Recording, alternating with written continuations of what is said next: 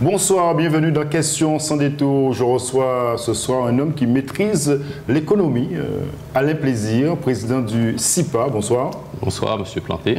Vous êtes sous tous les fronts ces derniers jours. D'abord, on va commencer par votre déclaration politique, la déclaration politique du CIPA après les élections départementales.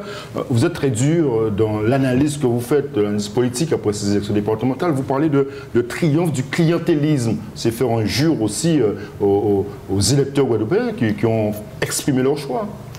Non, c'est pas faire injure aux électeurs. Bon, d'ailleurs, vous remarquez qu'il y a environ 50% de gens qui n'ont pas voté.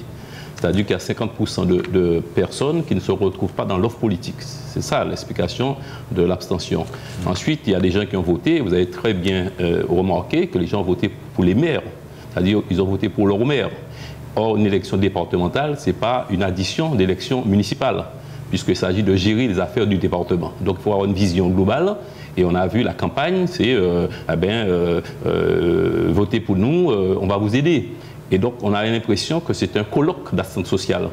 On a parlé que de la petite enfance, on a parlé que des personnes âgées.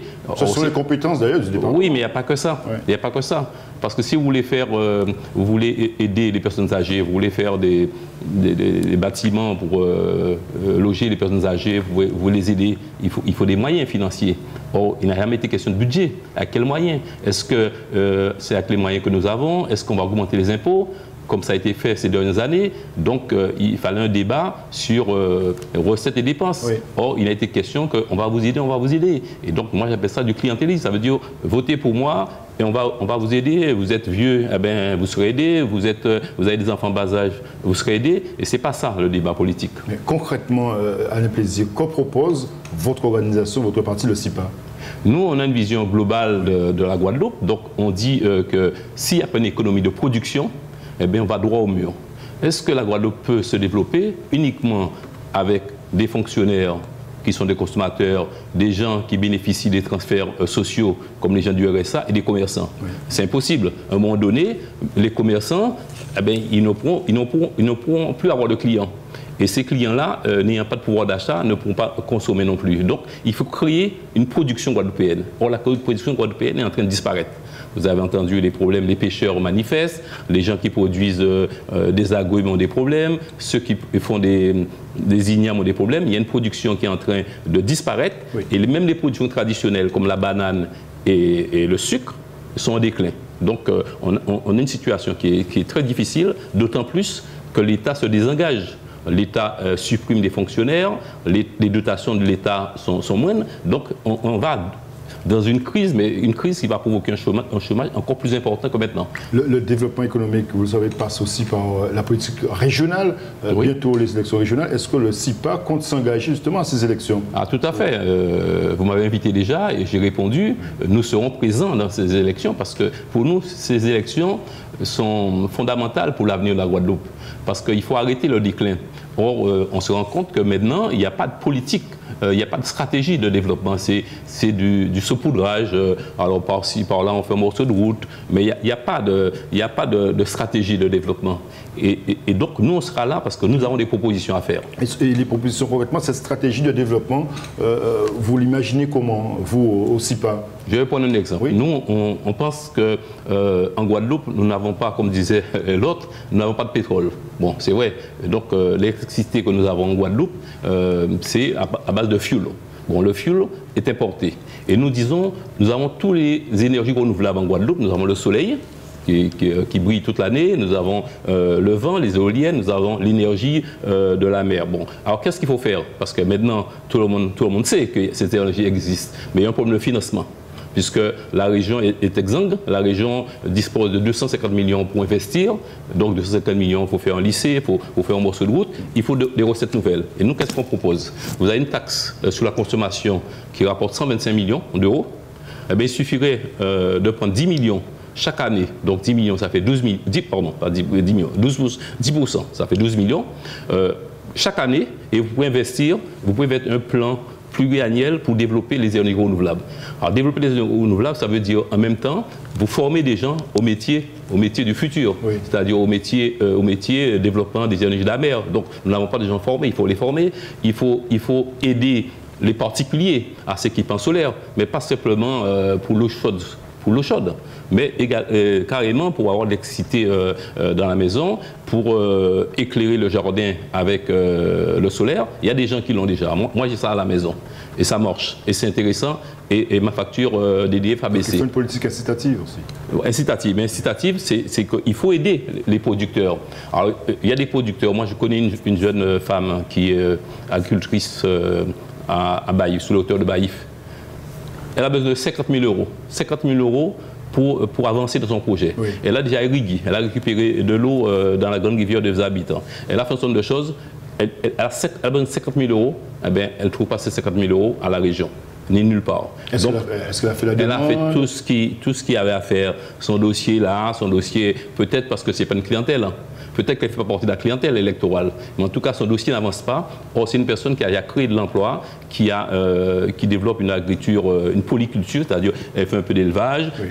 elle fait des produits de vivrier, elle fait un certain nombre de choses et elle veut irriguer. Bon, elle a ses problèmes. Donc, il y a beaucoup d'exemples de développement. Tout à fait, tout à fait. Il y a quelque temps, un monsieur à Désirade, il est monté justement sur comment on appelle ça encore, la grue du Mémoire Acte. Monsieur Désirade, alors la presse a dit c'est un fou. Mais qu'est-ce que ce gars-là disait? Il disait, bon, mais c'est bien ce que vous faites, mais moi, j'ai besoin de développer la production. Et si on ne développe pas la production, qu'est-ce qui se passe? C'est que tout ce que vous consommez, ça vient de l'extérieur. Ça veut dire qu'il y a un flux financier, votre argent, le mien, le vôtre, eh bien, il part au Nicaragua parce qu'on va acheter des ignames au Nicaragua, il part à Saint-Domingue, il part en France, il part partout. Donc, il faut créer une production et il faut des mesures incitatives. Donc, ça vous allez l'exprimer, vous allez l'expliquer, bien évidemment, pendant les régionales. Vous avez évoqué la taxe tout à l'heure, oui. Justement. Taxe sur les carburants. Sur les carburants. Ouais. Justement, vous êtes au CIPA, vous êtes monté au créneau dans les médias pour dénoncer la taxe sur l'eau, la taxe régionale sur l'eau. Il y a eu des explications du président de région. Vous m'étonnez justement oui, parce que, ces informations, taxer l'eau, pas normal. Taxer l'eau, c'est scandaleux. Parce que l'eau, c'est quelque chose de vital. Donc, vous avez des produits en Guadeloupe qui sont exonérés d'octroi de mer. Exonérés. L'eau est taxée de l'octroi de mer et de la TVA. Alors, je vous donne un exemple, parce que nous aussi, on est monté au créneau par rapport à la TVA, qui est un impôt de l'État. Vous avez les transats qui sont sur les plages pour permettre aux touristes de se reposer sont exonérés de TVA, alors que l'eau paie 2,10% de TVA. Nous avons constaté des anomalies sur toutes les factures que nous avons constatées. Les factures sont mal faites. Il y a des endroits où on taxe à 1,5%, d'autres endroits à 1%. On va taxer l'impôt sur l'impôt, c'est-à-dire on taxe avec la TVA, on taxe l'octroi de mer, etc. Même si la région répond que cette taxe sur l'eau a été baissée. Est en baisse, est passé. La région dit qu'on applique un taux réduit. Ouais. Le taux était à 1,5%. Et depuis le mouvement LKP, il y a une délibération qui met le taux à 1%. Mais 1%, c'est toujours trop. Pour nous, c'est une question non seulement de principe, mais une question de justice fiscale. Vous ne pouvez pas faire payer un impôt, parce qu'on dit taxe, c'est un impôt. C'est un impôt indirect. Chaque fois que vous buvez un verre d'eau, vous payez un impôt. Pour moi, c'est scandaleux. Et donc, vous devez avoir une fiscalité. On va développer ça aussi au régional. Vous devez avoir une fiscalité juste, c'est-à-dire qu'il ne faut pas pénaliser les gens les plus modestes. Or, tout le monde, quel que soit votre niveau de vie, vous allez boire de l'eau. Vous ne pouvez pas manger de caviar, vous ne pouvez pas manger du saumon, mais vous allez boire de l'eau. Donc, il faut mettre une fiscalité juste, c'est-à-dire ne pas faire peser l'impôt sur les plus petits ou sur le plus grand nombre. Et ensuite, il faut que ce soit démocratique. Parce que s'il n'y avait pas eu ce débat, vous n'auriez pas su qu'il y avait, enfin vous peut-être, mais la majorité de la population n'aurait pas su qu'il y a un impôt sur l'eau. On n'aurait pas su que, par exemple, à Sainte-Rose, c'est 1,5%.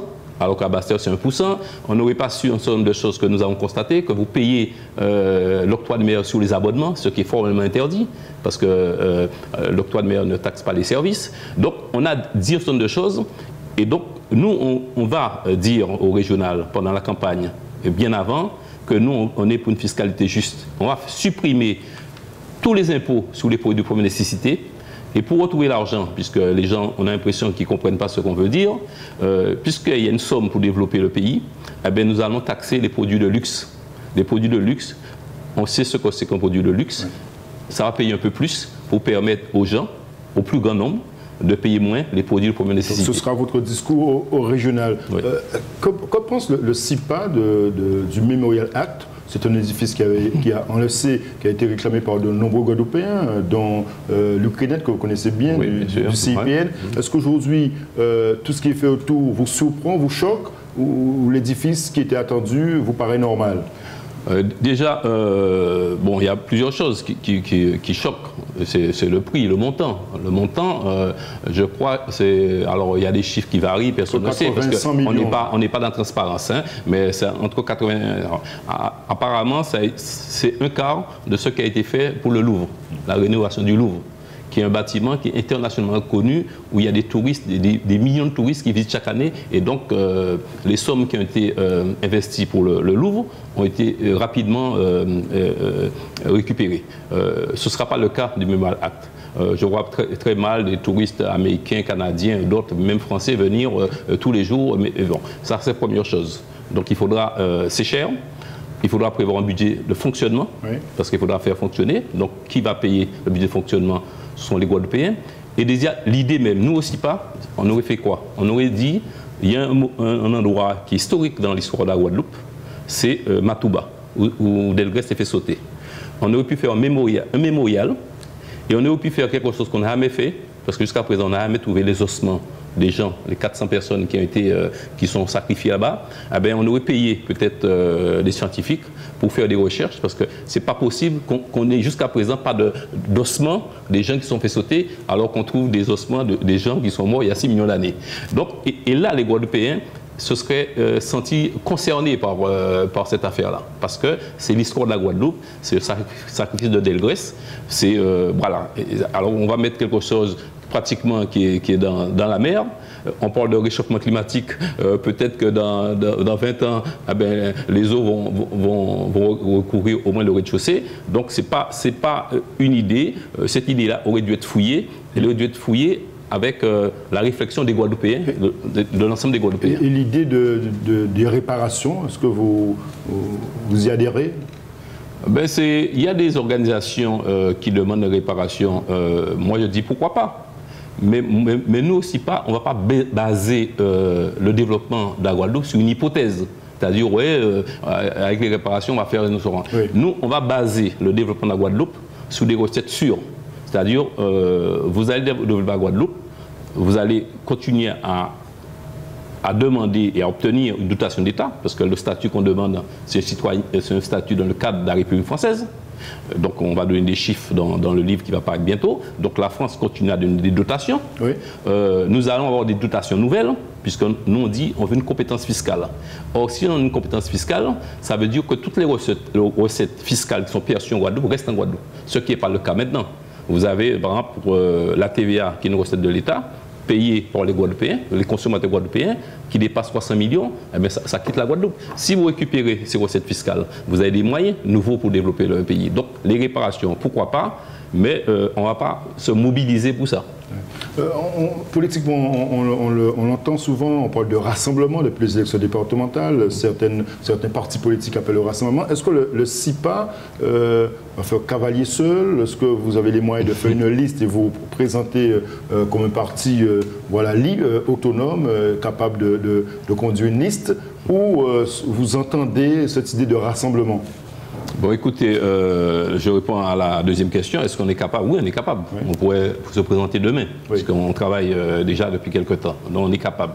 Bon, on l'a fait en 2010. Hein, oui, bien sûr. On venait d'être créé, on a été créé et 2 mois après, on s'est présenté. Donc là, on est capable de se présenter. Bon, alors, le problème, c'est que nous discutons en interne chez nous, oui, et nous discutons avec d'autres personnes. Nous disons que si les conditions politiques sont réunies pour être dans un rassemblement, nous serons dans ce rassemblement, les conditions politiques. Ce n'est pas n'importe quoi. Ce n'est pas parce que plaisir veut un poste qui va aller dans en deux mots rapidement. Donc, conditions. Si les conditions politiques, eh bien, qu'on soit d'accord sur le programme de développement économique, oui, qu'on soit d'accord là-dessus, et qu'on soit d'accord aussi pour voir quelle place vont occuper les gens du CIPA dans cette liste. Et si les conditions politiques ne sont pas réunies, eh bien, le CIPA sera présent dans la bataille. En tant qu'organisation, on sera seul, mais on souhaite qu'il y ait un rassemblement. Et l'économiste que vous êtes ira sur le terrain expliquer les choses techniques que parfois la population ne saisit pas forcément. Oui, mais les gens, la pédagogie, c'est répéter. Donc j'espère que vous allez encore nous inviter et on va expliquer parce que je crois que les choses que nous disons sont accessibles. Vous avez déjà commencé par dire qu'il y a les taxes sur l'eau. Donc c'est frappant.